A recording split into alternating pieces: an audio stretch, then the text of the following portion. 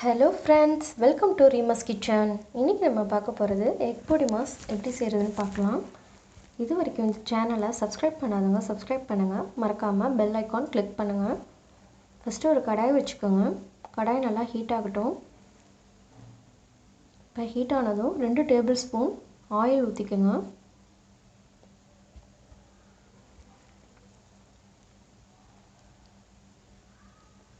Oil நல்லா heat ஆகட்டும்.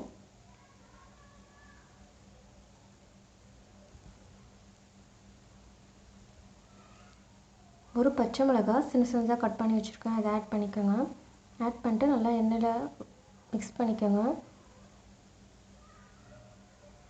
2 பெரிய வெங்காயம் சின்னதாக கட் பண்ணி வச்சுருக்கேன், அதை ஆட் பண்ணிவிட்டு நல்லா மிக்ஸ் பண்ணிக்கோங்க. வெங்காயம் நல்லா வதங்கணும். தேவையான அளவு உப்பு ஆட் பண்ணிக்கோங்க. உப்பு ஆட் பண்ணிட்டு நல்லா வதக்கிக்கோங்க.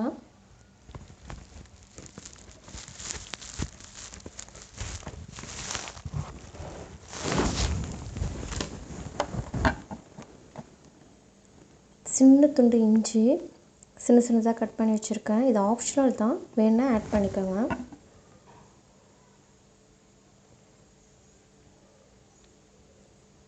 இந்த எக் பொடிமாஸ் ரைஸ்க்கு, சப்பாத்தி, தோசை எல்லாத்துக்கும் சூப்பராக இருக்கும். அரை டீஸ்பூன் மஞ்சள்தூள், அரை டீஸ்பூன் கரம் மசாலா, 1/4 டீஸ்பூன் மிளகு, அரை டீஸ்பூன் சீரகத்தூள் போட்டு நல்லா மிக்ஸ் பண்ணிக்கோங்க.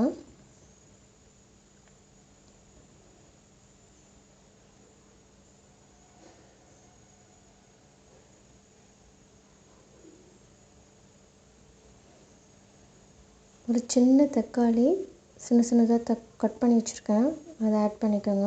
தக்காளியும் ஆப்ஷனல் தான், வேணா ஆட் பண்ணிக்கலாம்.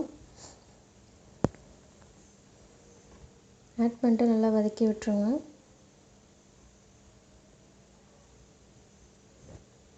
அரை டீஸ்பூன் மிளகாய்த்தூள்.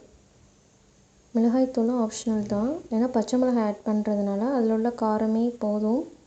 காரம் அதிகமாக வேணும்னா மிளகாய்த்தூள் ஆட் பண்ணிக்கோங்க.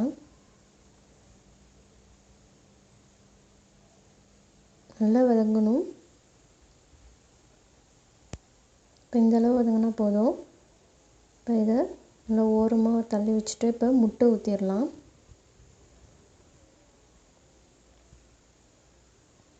இப்போ ஒவ்வொரு முட்டையும் ஆட் பண்ணிடலாம்.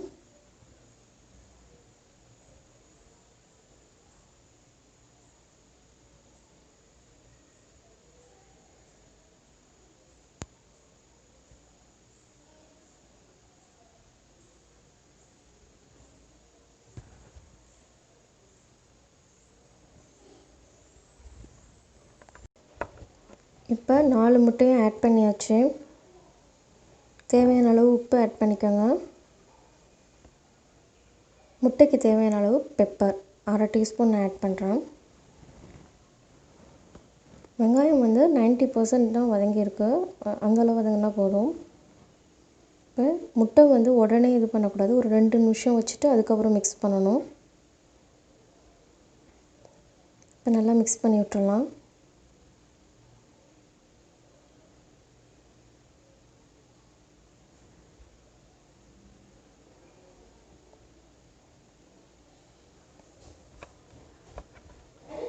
இப்போ நல்லா மிக்ஸ் பண்ணி விட்டுருங்க.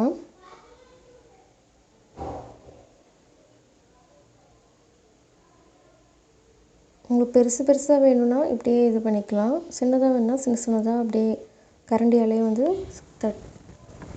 சின்னதாக்கிக்கலாம். இப்போ ரெடி ஆகிடுச்சு. கொத்தமல்லி இலை தூரிடலாம். தூரிட்டு நல்லா மிக்ஸ் பண்ணி விட்டுக்கோங்க. உங்களுக்கு ட்ரையாக வேணும்னா இன்னும் கொஞ்சம் நேரம் கூட வதக்கிக்கலாம். இந்த ஸ்டேஜில் ஆஃப் பண்ணணும், ஆஃப் பண்ணிக்கலாம். இப்போ நல்லா மிக்ஸ் பண்ணி விட்டுருணும்.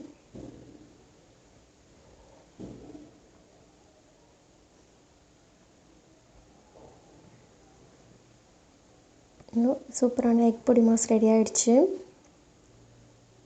இந்த வீடியோ பிடிச்சிருந்தா லைக் பண்ணுங்கள், ஷேர் பண்ணுங்கள், கமெண்ட் பண்ணுங்கள், மறக்காமல் சப்ஸ்கிரைப் பண்ணுங்கள். Happy cooking.